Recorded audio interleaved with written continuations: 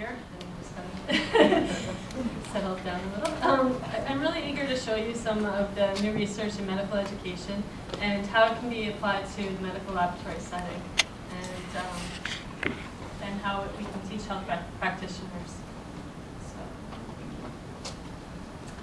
Over the past few years, medical education has evolved into a complex discipline. It's supported by a wide variety of literature, and it's usually geared towards medical students and postgraduate studies.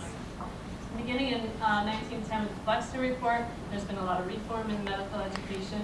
And most recently in 2011, there's the Future of Medical Education in Canada, where they're attempting to reform the programs again. They're starting with the undergraduate, and they will continue to the postgraduate, and then in the future continue education and reforming that education. The discipline is primarily concerned with applying educational theories and research to the practice of teaching medical students. But to be honest, there's not a lot of publications out there for medical laboratory technology. But I strongly feel that the ideas presented in these for teaching medical students and residents are transferable to the health professionals in general, and it's important for us to include these other disciplines in the field. And as was introduced by the previous speakers, we're all connected, and our utmost goal is exemplary patient care. Okay. So the rationale for my presentation comes from a desire to increase the satisfaction of the students. I want to motivate the teachers to feel good about teaching and to want to teach. I want to decrease the impact on laboratory student services and ultimately increase the value of our teaching for the student. The objectives for my presentation are to describe some characteristics of the learners, the teachers, the environment, and the subject matter for educational programs in the medical laboratory.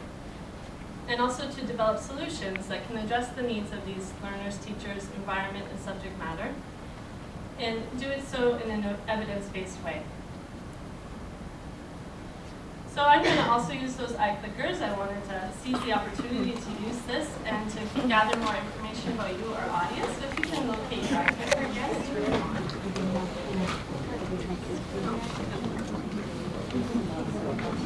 What is it doing? A couple of years old.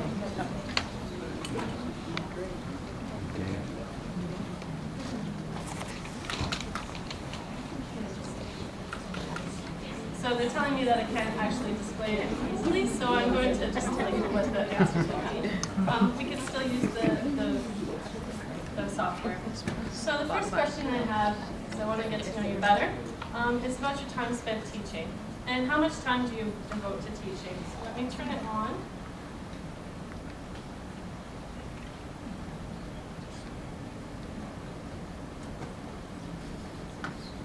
Okay. So A, all of my job is teaching. B, most of my job is teaching. And C, some of my job is teaching. Or D, I never teach. So in your workplace, can you answer one of these questions for me? You can't see it, but are answering. And I almost probably have all of you. I'll stop it right there. 65 people have answered. So for me, I can see C, some of my job is teaching. That 44 of you have said that some of your job is teaching, and that speaks to me. Thank you very much for answering that question. And I noticed D, 14 of you never teach. So thank you for answering that.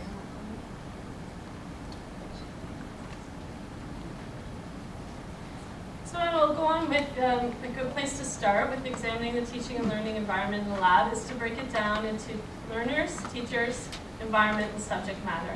And I'm going to discuss this and their characteristics, and then proceed to how we can address their needs in the lab environment and take action. So the learners in our labs can be residents, Michener students, high school students, even new employees. And each of these learners has different motivations for learning and the policies and procedures in our labs. So Michener students and new employees will be very motivated to learn exactly what you are doing in the lab. However, residents may not have that same motivation. They have varying degrees of motivation, depending on how relevant that information is to their future practice. So we need to take this into consideration when we're teaching these students. There was a study that found that residents are usually very motivated when they are in a lab situation, but the failure to engage that student is usually a result of a poorly constructed teaching session, and this is usually because you have not identified the appropriate goals for the session. So we also have to take into account the millennial generation, and these are those people born since 1982, and they're said to learn differently than the other generations, mostly because they value the social interaction that comes with team learning, and they also are very adept at technology. They're not afraid to request extra support from their teachers, and so there's constant communication between the student and the teacher, and they build opportunities for collaboration and teamwork. So Malcolm Knowles was a leader in the field of education, adult education, and through his work he identified 6 assumptions about the adult learner, which will help us understand the characteristics of the learners in our lab. So first, the adults need to know why they are undertaking the learning. And adults are self-directed. We see this with the residents who come to our lab, who their self-directedness is apparent in the way that they choose the placements that they choose, where their research interests lie, and actually how much time they spend with us learning. Adults bring important previous life experience to the learning. They have accumulated a great deal of experience. We all have. And learning from each other and from those experiences creates a rich learning environment. Adults' readiness to learn is related to the social developmental tasks, which means they value learning that integrates with the demands of their everyday life. They also learn when they think they need to know the information. And adults are oriented to learning solutions for immediate, relevant life problems. So they're more interested in learning solutions for the problems that affect them, and not so much subject-centered solutions. And contrary to our belief, the motivation to learn is internal, and we're not motivated by external drivers such as monetary reward and recognition. I mean, those are important, but to truly want to learn, you have to have it internally. So the problem in the lab is the learner may not be ready to be self-directed.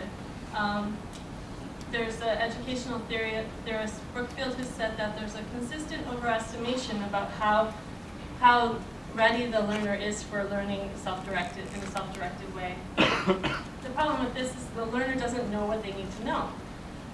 So they may find themselves in trouble trying to make their own learning plan and setting objectives. So this was apparent with my own experience with the student. I did the tour of the lab, and then I asked the student, so what would you like to learn while you're here? And she said, I don't know.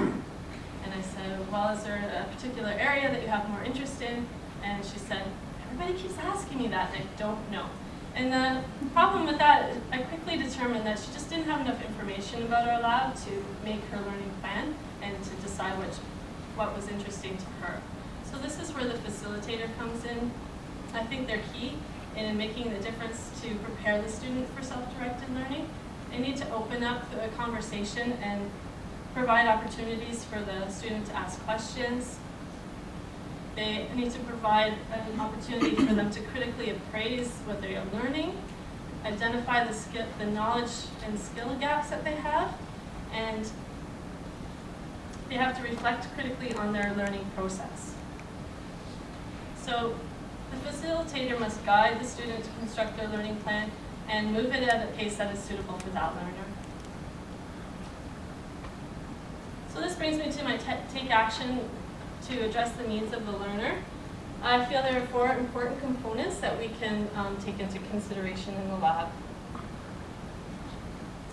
So first of all, there should be a targeted needs assessment for each student that comes to the lab. And assessing the needs is necessary to refine the goals determine the content, and identify the preferred learning format, and assure the relevant